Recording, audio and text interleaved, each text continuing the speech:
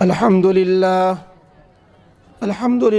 نحمده ونستعينه ونستغفره ونؤمن به ونتوكل عليه ونعوذ بالله من شرور أنفسنا ومن سيئات أعمالنا من يهد الله فلا مضل له ومن يضلل فلا هادي له ونشهد أن لا إله إلا الله وحده لا شريك له ونشهد أن سيدنا مولانا محمدًا عبده ورسوله صلى الله عليه وعلى آله وصحبه وسلم تسليمًا كثيرا أما بعد فأعوذ بالله من الشيطان الرجيم بسم الله الرحمن الرحيم لا خير في كثير من نجواهم إلا من أمر بصدقة أو إصلاح أو معروف أو إصلاح بين الناس صدق اللہ العظیم۔ محترم حاضرین، اسٹیج پر تشریف فرما علماء کرام، بزرگان دین اور اس پنڈال میں تمام شرکت فرمانے والے حاضرین سامعین اور پردہ نشین خواتین، مقرروں کی تو شان الگ ہوتی ہے۔ یہ تو پہلے ذہن سے آپ کے ہم صاف کر دیں کہ ہم مقرر نہیں ہیں، مقرر ہو جاتے ہیں کبھی کبھی، بغیر مقرر کے بھی آدمی مقرر کر دیا جاتا ہے۔ آپ کا یہ علاقہ اور مالدہ ضلع اور اس کے اطراف اور یہاں جو آپ گھتول وغیرہ کے یہاں جمع ہیں، الحمدللہ یہاں علماء کی کمی نہیں ہے، حفاظ کی کمی نہیں ہے، قراء کی کمی نہیں ہے، اہل علم کی کمی نہیں ہے۔ ایک چیز جس نے ہم لوگوں کو جوڑا ہوا ہے، کوئی کہیں کا ہے، کوئی کہیں کا ہے، کسی کی زبان کچھ ہے، کسی کی زبان کچھ ہے۔ میں بنگلہ نہیں جانتا، آپ اردو نہیں کم جانتے ہیں، یہ نہیں کہوں گا آپ اردو نہیں جانتے، لیکن جتنی آپ اردو جانتے ہیں اتنا ہم بنگلہ نہیں جانتے، ورنہ ہم ٹوٹا پھوٹا بنگلہ ہی میں بولتے، یہ میری مجبوری ہے۔ لیکن آپ ٹوٹی پھوٹی اردو سمجھ لیتے ہیں، یہ اللہ کا احسان ہے، ورنہ تو یہ ماجرا ہوتا زبان یار من ترکی و من ترکی نمیدانم، کہ میرے یار کی زبان ترکی ہے اور ترکی میں جانتا نہیں۔ تو انشاءاللہ یہ نوبت نہیں آئے گی، اور یوں بھی میں سما خراشی آپ کی نصف گھنٹے 35-40 منٹ سے زیادہ نہیں کروں گا، تو لہذا جو بھی ٹوٹی پھوٹی بات آپ کو سمجھ میں آئے بس اللہ کا فضل سمجھے۔ جو چیز ہم سب کو جوڑے ہوئے ہے، ایک کیے ہوئے ہے، وہ کلمہ لا الہ الا اللہ ہے۔ آپ بنگال سے ہیں، ہم یو پی سے ہیں، کوئی بہار سے ہے، کوئی کہیں اور سے ہے، کوئی کہیں اور سے ہے، کوئی کسی ضلع سے، کوئی کسی ضلع سے ہے، کوئی کسی برادری کا ہے، کوئی کسی زبان کا ہے، کوئی کسی رنگ و نسل کا ہے، کوئی کسی قبیلے کا ہے۔ کس چیز نے ہم لوگ کو جوڑا ہوا ہے؟ اس کلمے کی نسبت نے، لا الہ الا اللہ محمد الرسول اللہ کی نسبت نے۔ تو یہ کلمہ ہی کلمہ وحدت ہے، کلمہ توحید ہے۔ آج ہم اس کلمے سے دور ہوتے چلے جا رہے ہیں۔ صرف زبان پر تو ہے کلمہ، کلمے کی فضیلت بھی ہے، کلمے کا مقام بھی ہے، مرتبہ بھی ہے، کلمے کی عظمت کے بھی ہم قائل ہیں، لیکن اس کلمے پر عمل، کلمے کا تقاضا، ہم سمجھتے ہیں کلمہ پڑھ لیا بیڑا پار، سمجھتے ہیں کہ یہ بس اینڈ ہو گیا، ختم ہو گیا ہمارا معاملہ۔ ہم چونکہ کلمہ گو ہے نا، مسلمان ہے نا، لہذا جنت تو ہماری ہے، جنت تو ہمارے باپ دادا کی ہے، کلمہ جو پڑھ لیا ہم نے۔ لیکن اس کلمہ لا الہ الا اللہ محمد رسول اللہ کا تقاضا کیا ہے؟ اگر صرف اتنا سا معاملہ ہوتا کہ لا الہ الا اللہ محمد الرسول اللہ صلی اللہ علیہ وسلم زبان سے کہہ لو، کہانی ختم، قصہ ختم، بس ہماری جنت الاٹ ہو گئی، تو بہت یہ جو مکہ مکرمہ میں صحابہ کرام نے جو تکلیفیں اٹھائیں، مظالم اٹھائے، پریشانیاں اٹھائیں، مجاہدے برداشت کیے، اور بالآخر مکہ مکرمہ کو خیر بات کہنا پڑا، اور مکہ چھوڑ کر مدینہ منورہ ہجرت کرنی پڑ گئی، یہ سب نوبت نہیں آتی، بس کلمہ پڑھ لو زبان سے، بات معاملہ ختم۔ یہ ایک دروازہ ہے، کلمہ لا الہ الا اللہ محمد رسول اللہ دین حق کو قبول کرنے کا دروازہ ہے۔ اس دین میں داخلے کا ایک یہ باب ہے، اس دروازے میں آنے کے بعد پھر دین کی تمام چیزیں شروع ہو جاتی ہیں۔ تو ہم نے کلمہ پڑھ کر کے دین کی دہلیز پہ قدم رکھ دیا، دین کی چوکھٹ پہ پیر رکھ دیا، آگے ہمیں چلنا ہے دین پر۔ لیکن آج کلمہ لا الہ الا اللہ محمد رسول اللہ پڑھنے والے اس کلمہ لا الہ الا اللہ محمد رسول اللہ پر پیر، اس دین کی دہلیز پر قدم رکھ دینے کے بعد پھر غافل، نہ انہیں عبادتوں کا پتہ، نہ انہیں اسلامی اخلاق کا پتہ، نہ اسلامی زندگی کا پتہ، نہ شادی بیاہ میں ان کو جو ہے دین کے تقاضوں کا پتہ، منمانی زندگی گزر رہی ہے۔ آج غیر مسلم، نون مسلم، وہ بھی ہماری زندگیوں کو دیکھ کر اسلام کو سمجھ نہیں رہے۔ وہ سوچتے ہیں کہ بس اس سے اچھے تو ہم ہی ہیں۔ مسلمان جیسے الٹی سیدھی شادیاں کر رہے ہیں، اور جیسے الٹے کام کر رہے ہیں، اور جیسے ان کے کاروبار میں ہیں، جیسے ان کے معاملات ہیں، جیسے ان کے لین دین ہیں، جیسے ہی جھوٹ بول رہے ہیں اور بد اخلاقی کر رہے ہیں، پڑوسیوں کو ستا رہے ہیں، بھائی بھائی بھی جھگڑا ہو رہا ہے، بہنوں بہنوں میں جھگڑا ہو رہا ہے، خاندانوں میں جھگڑا ہو رہا ہے، شادی بیاہ میں رسوم فضول خرچیاں ہو رہی ہیں، تو ان میں ہو رہی، ہم میں ہو رہی، کون فرق ہوا؟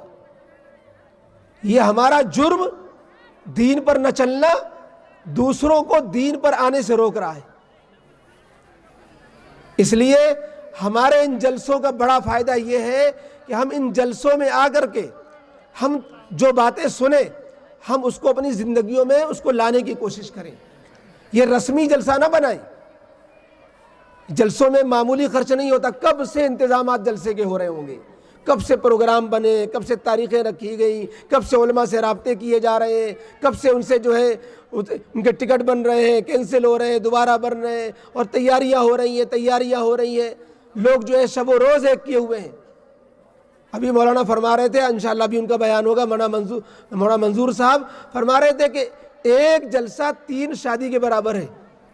یعنی 3 شادی میں جتنا ٹینشن رہتا ہے، ایک جلسے میں اتنا ٹینشن رہتا ہے۔ جامعہ قاسمیہ اشرف العلوم والوں نے یہ ٹینشن کب سے پالے ہوئے ہیں، کس لیے؟ تاکہ ہمارے قرب و جوار میں کچھ دین کی باتیں ہو جائیں گی، کچھ جو ہے علماء آئیں گے، ان کے بیانات سے ہماری عوام فائدہ اٹھائے گی، دین کی باتیں سنیں گی، اس پر عمل کرے گی، ہماری بستیوں میں، ہمارے علاقوں میں دینی مزاج بنے گا، اصلاح ہوگی، سماج سے برائیاں دور ہوگی، بچے نیک بنیں گے، مسجدیں بھریں گی، مسجدیں آباد ہوں گی، لوگوں کے گناہ چھوٹیں گے، لوگوں کی زبانیں صحیح ہوں گی، نگاہیں صحیح ہوں گی، اخلاق صحیح ہوں گے، مدرسے کا تعارف ہوگا، کارگزاری بھی سامنے آئے گی۔ رمضان المبارک آنے والا ہے، رمضان ہمارے اچھے سے گزریں گے، اس کے ہم سب چیزوں کے حق پہچانیں گے۔ تو یہ جب جلسے کے جب مقاصد ہیں، مدرسے کی کارگزاری بھی ایک جلسے کا مقصد ہے۔ مدرسے نے سال بھر کیا خدمات کی ہیں، اس ناموافق حالات میں، ناگوار حالات میں، لاک ڈاؤن کے زمانے میں مدرسے نے کیا کیا خدمات پھر بھی انجام دی ہیں، وہ بھی آپ کے سامنے آئیں گی چیزیں۔ جو بچے حافظ ہوئے ہیں ان کی دستار بندی کے مسائل بھی سامنے آئیں گے، ان کے سروں پہ دستار سجائی جائے گی، اس پر بیانات ہوں گے، قرآن کی عظمت پر بیان ہوں گے۔ ساتھ ہی ساتھ دین کا علم ہمارے اندر آئے گا، دین کا شوق پیدا ہوگا، عمل کرنے کا جذبہ پیدا ہوگا۔ یہ جلسے کے مقاصد ہوتے ہیں۔ صرف یہ نہیں کہ ہم نے آیا واہ واہ واہ واہ ہو گیا، چنا زور گرم کچھ تقریریں ہو گئیں اور ہم نے پلے جھاڑے چل دیے۔ میرے بھائیوں، ہم نے جب نبی کا کلمہ پڑھا ہے، ابھی نبی کے عشق کی بات ہو رہی تھی، ہمارے طارق انور صاحب شاعر اسلام کتنے پسندیدہ انداز میں، کتنے نرالے انداز میں مجمع کو جھما دیا انہوں نے، نبی کی محبت میں تڑپا دیا انہوں نے۔ لیکن کیا نبی کی محبت کے صرف اتنے ہی تقاضے ہیں کہ جب نبی کا نام آئے تو جھوم جائے، اور جب نبی کا کام بتایا جائے تو ہم جان چھڑائیں؟ میرے بھائیوں، یہ غفلت ہماری اچھی نہیں ہے۔ آج امت مسلمہ اور پورا مسلمان اسلام پر عمل نہ کرنے کی وجہ سے پوری دنیا کے اندر اسلام کو بدنام کر رہا ہے۔ اسلام مسلمانوں سے بدنام ہو رہا ہے، ہمارے عمل سے بدنام ہو رہا ہے، ہمارے کردار سے بدنام ہو رہا ہے، ہمارے اخلاق سے بدنام ہو رہا ہے ہمارے اخلاق نبی والے کہہ سکتے ہیں ہم؟ ہے ہماری شادی بیاہ نبی والی زندگی والی؟ ہے ہمارے کاروبار نبی جیسے؟ ہمارے نبی نے صاف صاف فرمایا، جو دھوکہ دے ہمارا نہیں ہے، جو فریب کرے وہ ہمارا نہیں ہے، جو ملاوٹ کرے وہ ہمارا نہیں ہے۔ جو جھوٹ بولے وہ ہمارا نہیں ہے، جو خیانت کرے وہ ہمارا نہیں ہے۔ آج کاروبار میں سب ہو رہا ہے، دھوکے دے رہے ہیں، جھوٹ بول رہے ہیں۔ آج ہمیں خیال نہیں پڑوسیوں کے ساتھ، پڑوسیوں سے لڑائی بنائے ہوئے ہیں، بھائی بھائی سے لڑائی بنائے ہوئے ہیں۔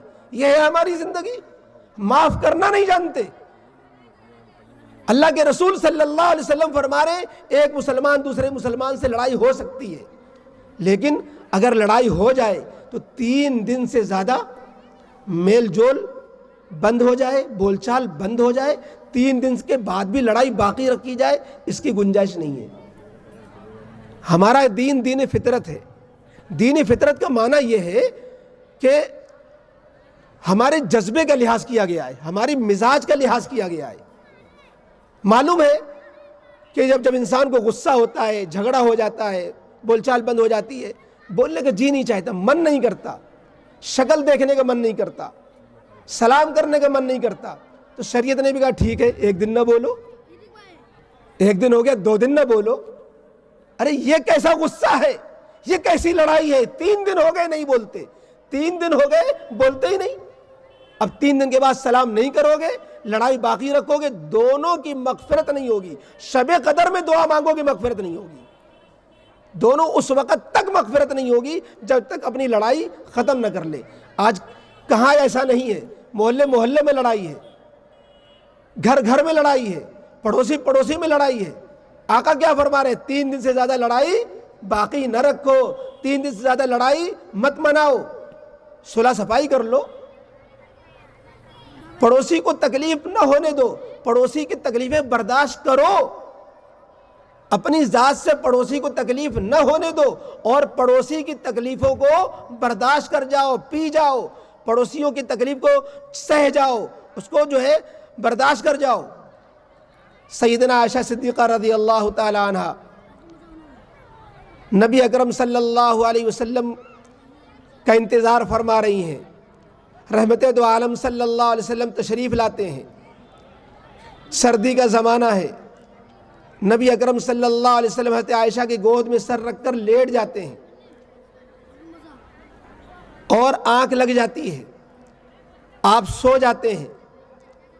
اتنے میں پڑوس کی ایک بکری نبی اکرم صلی اللہ علیہ وسلم حضرت عائشہ صدیقہ رضی اللہ تعالی عنہ کے حجرے میں ہے اور آپ کی آنکھ لگی ہوئی ہے۔ حضرت عائشہ صدیقہ رضی اللہ تعالی عنہ کے پڑوس کی بکری گھر میں گھس جاتی ہے، اور وہ روٹی جو بڑے ارمانوں کے ساتھ حضرت عائشہ صدیقہ رضی اللہ تعالی عنہ نے پکائی ہوئی تھی کہ آقا تشریف لائیں گے، میں خدمت میں پیش کروں گی اور آپ نوش جان فرمائیں گے، ابھی آپ نے ایک لقمہ بھی روٹی کا نہیں توڑا، ابھی آپ آرام فرما رہے ہیں، بیدار ہوں گے تو حضرت عائشہ خدمت میں پیش کریں گی کہ حضور میں نے آپ کے لیے روٹی پکائی ہے، اس میں گھی چپڑ دیا ہے، لیکن یہ نوبت نہیں آنے پائی، پڑوس کی بکری آ جاتی ہے اور وہ روٹی پہ جھپٹا مارتی ہے اور منہ میں روٹی لے کر کے باہر نکل جاتی ہے۔ حضرت عائشہ رضی اللہ تعالیٰ نے تل ملاتی ہیں، بے چین ہوتی ہیں کہ میں اگر روٹی بکری کے منہ سے چھڑانے کے لیے چلتی ہوں آقا کی آنکھ کھل جائے گی، اور اگر میں روٹی نہیں چھوڑاتی تو آقا کو کیا پیش کروں گی، آقا کو کیا کھلاؤں گی۔ اسی بے چینی میں، پیچ و تاب میں نبی اکرم صلی اللہ علیہ وسلم کی آنکھیں کھل جاتی ہیں۔ فرمایا عائشہ کیا ہوا، تم بے چین پریشان دکھ رہی ہو؟ کہ اللہ کے رسول آقا مکی و مدنی فخر دو عالم جناب رسول اللہ صلی اللہ علیہ وسلم کیوں نہ پریشان ہوں، میں نے آپ کے لیے بڑی ارمانوں کے ساتھ روٹی پکا کر رکھی تھی کہ آپ کو پیش کروں گی، لیکن پڑوسن کی بکری آئی اور روٹی اٹھا کر کے چلی گئی۔ اللہ کے رسول صلی اللہ علیہ وسلم نے فرمایا پریشان مت ہو، جا کے دیکھو اگر بکری نے کہیں روٹی کا ٹکڑا گرا دیا ہو، روٹی اس کے منہ سے گر گئی ہو، اٹھا لینا، صاف کر لینا، لے آنا، ہم اس کو صاف کر کے اس کو ہم استعمال کر لیں گے۔ لیکن اگر جو ہے روٹی اس نے ضائع کر دی ہو، کھا لی ہو، یا وہ اس لائق نہ چھوڑی ہو کہ اس کو استعمال کیا جائے، تو تم اپنے پڑوسن کو کچھ مت کہنا، یہ مت کہنا، پڑوسن سے لڑنا مت کہ تمہاری بکری میرے یہاں روٹی کھا گئی، تو بکری باندھ کے نہیں رکھتی، تم نے اپنی بکری اپنے پاس رکھا کرو۔ کیا فرمایا آقا نے؟ پڑوسی کی تکلیف برداشت کر لو، کچھ کہنا مت، پڑوسی سے بگاڑ مت لینا، بنا کر چلو، بگاڑ کر مت چلو۔ پڑوسی سے بنا کر چلو، بگاڑ کر کے مت چلو۔ کیا ہے ہمارا عمل اس پر؟ ہم لوگ اپنے اپنے گریبانوں میں جھانک کے دیکھیں کتنا ہم پڑوسی کی تکلیف کو برداشت کرتے ہیں۔ میرے بھائیوں، آج تو ہم چاہتے ہیں کہ ہم پڑوسی کو سے سارے فائدے اٹھا لیں، لیکن ہم سے کوئی پڑوسی فائدہ نہ اٹھا پائے۔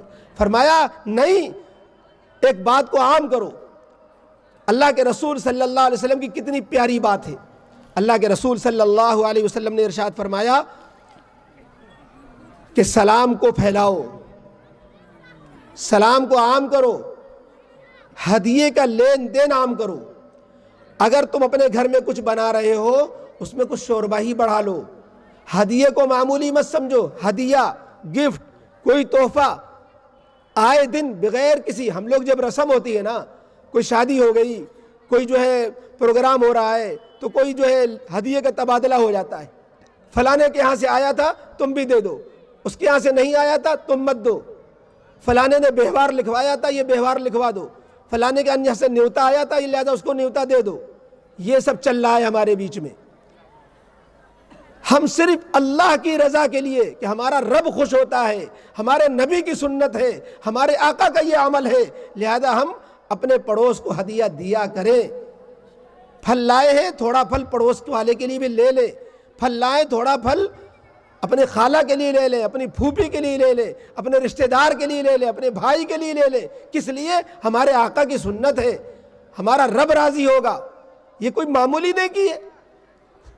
نفل نمازوں میں اتنا ثواب نہیں ملتا جتنا ان عملوں میں ثواب ملتا ہے، ہدیے کے لین دین میں ثواب ملتا ہے۔ ہم اس کو نیکی سمجھتے ہی نہیں۔ ہمارا دیندار طبقہ بھی اس نیکی کو نہیں کرتا کہ ہم محض اللہ کی رضا کے لیے اپنے بھائی کو کچھ جو ہے ہدیہ دیں۔ اس لیے میرے بھائیوں، ہم صرف نام کے جو مسلمان بن کے رہ گئے ہیں، ہم کام کے مسلمان بنے۔ ہمارے اخلاق بھی اسلامی ہوں، ہمارے اعمال بھی اسلامی ہوں، اور ہماری پوری زندگی اسلام کے مطابق گزرے۔ انشاءاللہ عمل کریں گے نا؟